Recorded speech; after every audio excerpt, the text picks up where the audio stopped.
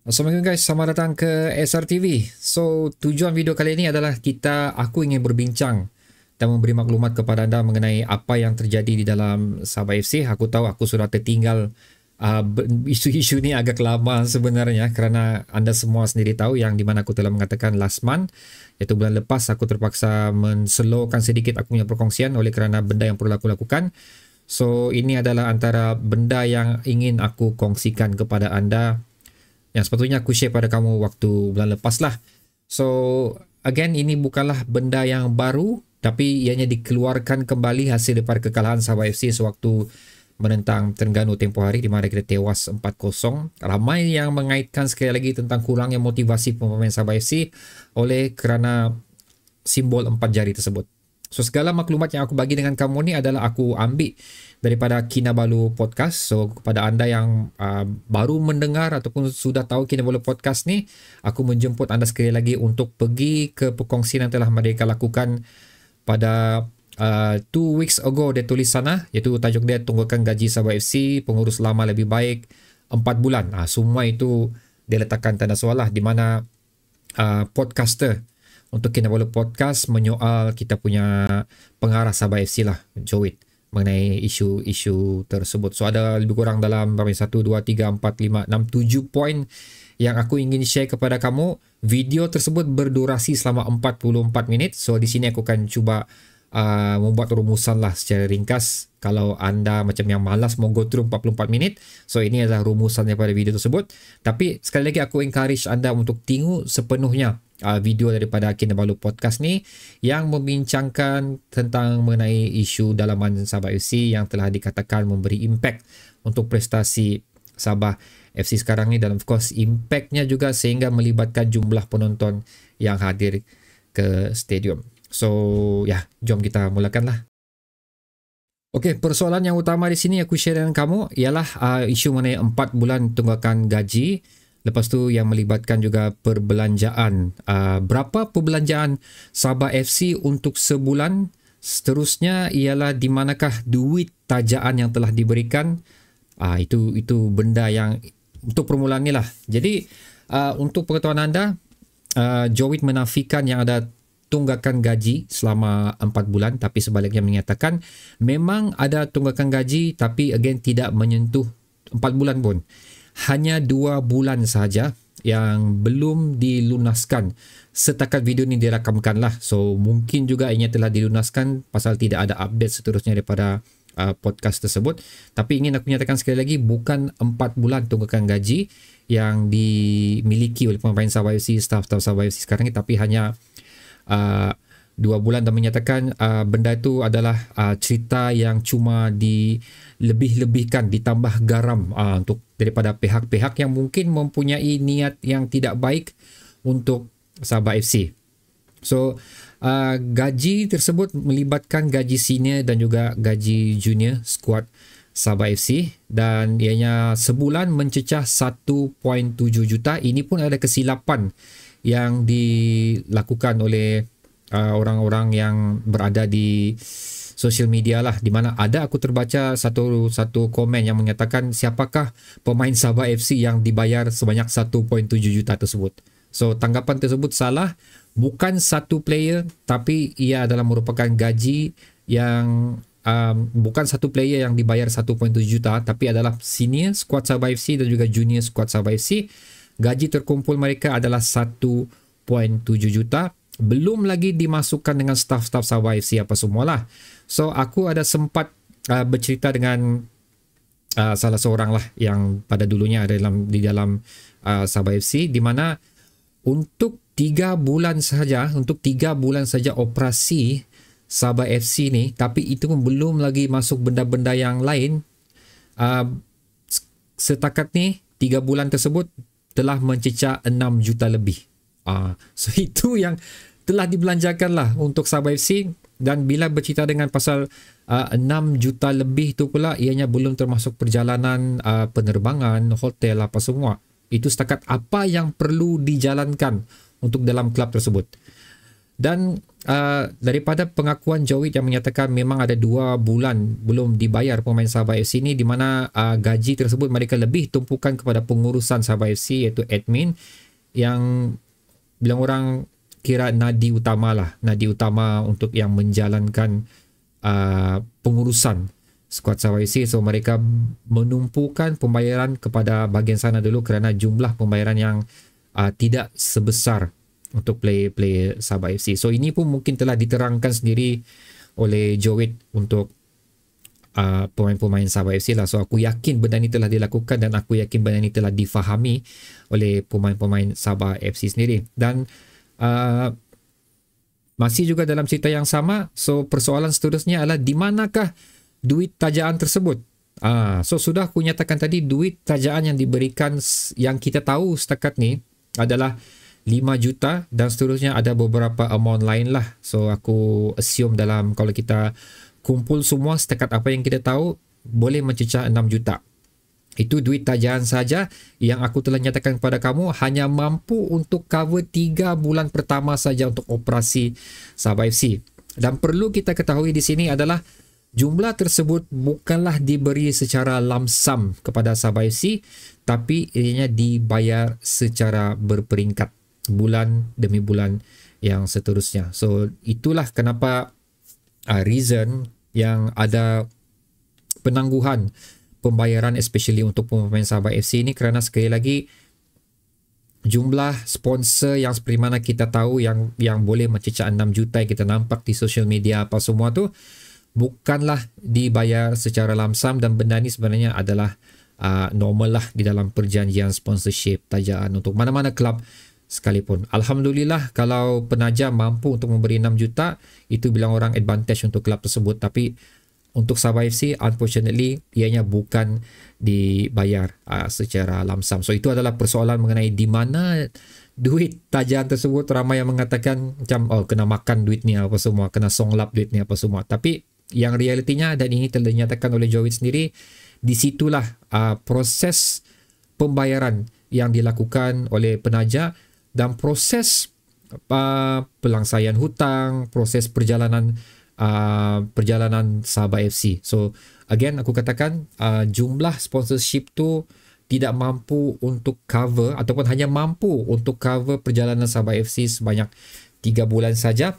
So that is why benda ni cukup penting untuk kita, especially as a fan, selaku fan Sabah FC, again lah, untuk hadir ke stadium, bilang orang, mencukupi kuota penjualan tiket Sabah FC yang digunakan untuk membantu perjalanan klub kesayangan kita ni. Itu yang aku ingin aku nyatakan di sini lah, dan ini pun balik-balik ditekankan oleh Joey juga. Ramai yang tidak bersetuju juga, ramai yang macam kurang selesa juga mendengar yang kenapa perlu harap fan saja, kenapa perlu harap fan saja.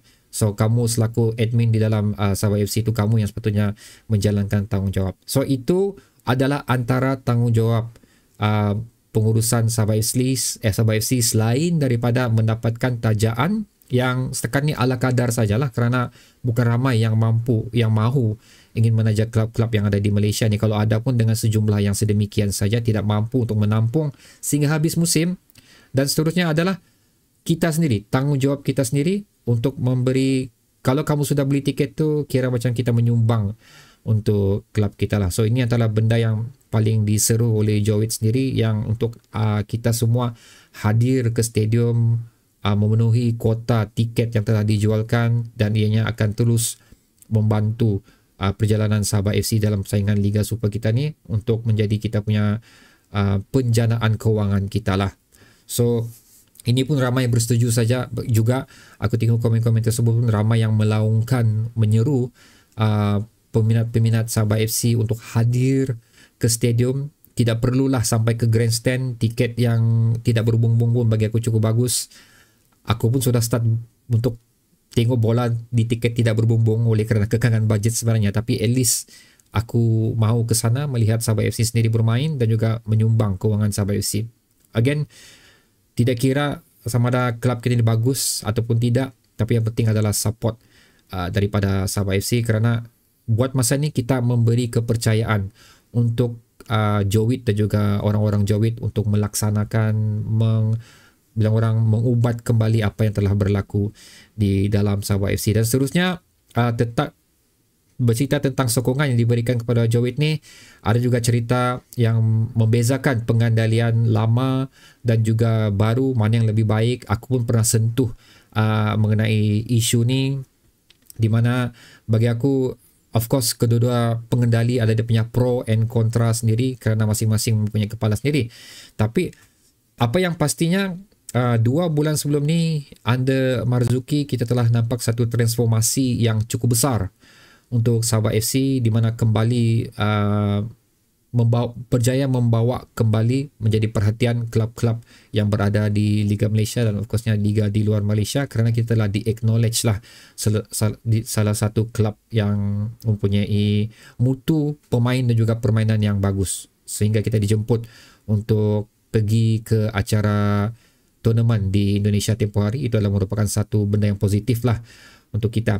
So, untuk mendapatkan status kelab begini ni, of course dia punya perbelanjaan dan impact dia memang cukup besar, dan inilah yang telah diwarisi oleh Jowit. Aku bercakap begini bukan aku menyalahkan Marzuki, kerana untuk mendapatkan satu kelab yang besar, kita perlu mendapatkan player yang bagus, dan untuk mendapatkan player yang bagus pula melibatkan jumlah pembayaran gaji lah, kalau setakat yang aku tahu dalam Sabah FC ni. Pasal kita tidak pernah membayar pun yuran perpindahan, tapi cuma gaji untuk pemain-pemain tersebut berada di tahap yang berbeza dengan pemain-pemain biasa. Dan memang betul kita nampak impact dia sekarang lah, macam mana kita masih lagi berada di tangga ketiga sekarang ni, baru setakat beberapa perlawanan, dan kita telah di-acknowledge oleh negara jiran kita. Sabah FC ni telah di-acknowledge oleh negara jiran, tapi again dia punya impact tu adalah jumlah tunggakan pembayaran yang masih belum berjaya dilunaskan 100% dan cuba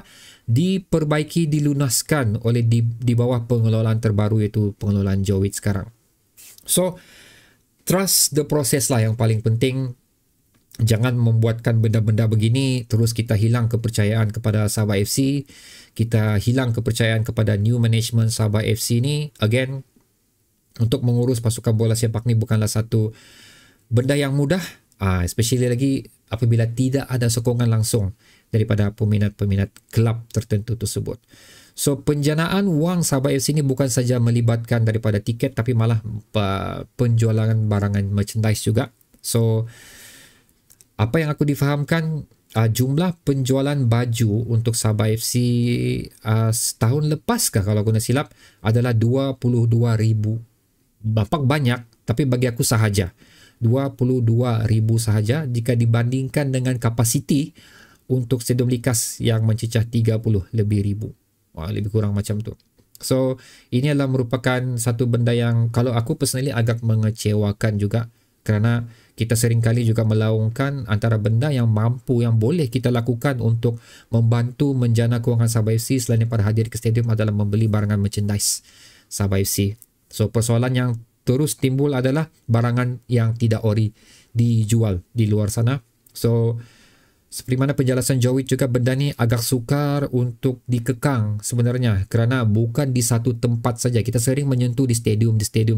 Tapi kalau kita pergi shopping mall, mana-mana apa semua, Gaya Street, kita boleh nampak barang-barang ni dijual dengan harga yang cukup murah, dan aku boleh katakan kualiti mereka cukup bagus juga lah. Belum menyaingi kualiti original, tapi untuk harga yang sedemikian, kalau aku rasa dalam RM70 untuk grade A, cukup bagus juga kualitinya. So, ini adalah saingan yang wujud untuk barangan merchandise Sabah FC. Especially benda ni bukan asing sebenarnya lah. Even di Liga Eropah sekalipun ada juga orang-orang yang menjual barangan bukan original untuk tim-tim bola sepak di Liga Eropah. So, memang agak susah lah untuk mengekang benda ni. Ia memerlukan melibatkan banyak pihak sebenarnya. So, apa yang paling penting sekali lagi adalah kita selaku fan Sabah FC untuk menjalankan tanggungjawab kita untuk tidak melihat atau memandang barangan yang tidak ori ni, dan instead memberi sokongan dengan membeli barangan yang ori. So, bukan tiada paksaan untuk beli semua merchandise yang ada untuk Sabah FC, tapi at least kalau kita beli satu pun sudah cukup untuk membantu kewangan Sabah FC. So itu adalah cerita mengenai panjang juga, baru kita cerita pasal gaji, pasal duit, pasal sponsor Sabah FC. Seterusnya ada juga isu mengatakan macam Jowitt sebenarnya tidak macam cuma ambil jawatan ni adalah kerana ingin mendapatkan nama untuk di dalam bidang politik.